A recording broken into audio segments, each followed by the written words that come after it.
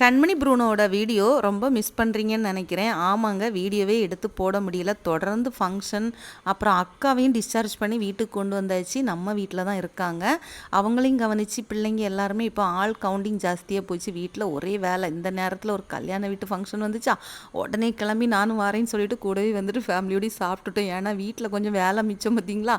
நல்ல மத்தியானம் சாப்பிட்டுட்டு அப்படியே வீட்டுக்கு வந்தாச்சு. வீட்டுக்கு வந்தாச்சுன்னா நான் எங்கே போனேன், ஏது போனேன், என்ன சாப்பிட்டீங்கன்னு சொல்லிட்டு கண்மணி என்ன கேள்வி கேட்குற மாதிரியே அவளோட மைண்ட் வாய்ஸ் இருந்துச்சு. ஆனால் நான் வீட்டுக்குள்ளே வந்து துணி மாற்றினதும் என் கிட்டே வந்துருந்துட்டு போகவே இல்லை. அந்த அளவுக்கு பிள்ளைங்க என்ன ரொம்ப மிஸ் பண்ணியிருக்காங்கன்னு நினைக்கிறேன்.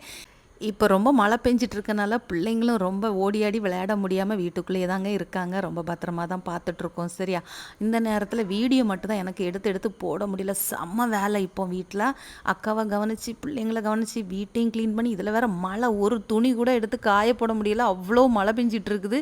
ஆள் கவுண்டிங் அதுவும் அதிகமாக இருக்கிறதுனால துணிகளை காய போடுறது ஒரு பெரிய வேலையாக இருக்குது. சாப்பாடு காரியம் எப்படியாவது நடந்துருது.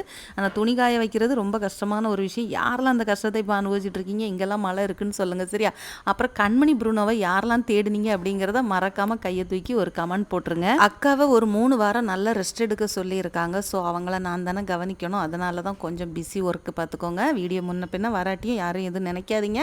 ஆனால் பிள்ளைங்க 2 பேரையும் எப்பவும் போல் நான் வழக்கமாக பார்க்குற மாதிரியே பார்க்குறேன். வீடியோ மட்டும்தான் என்னால் எடுக்க முடியல. சரியா.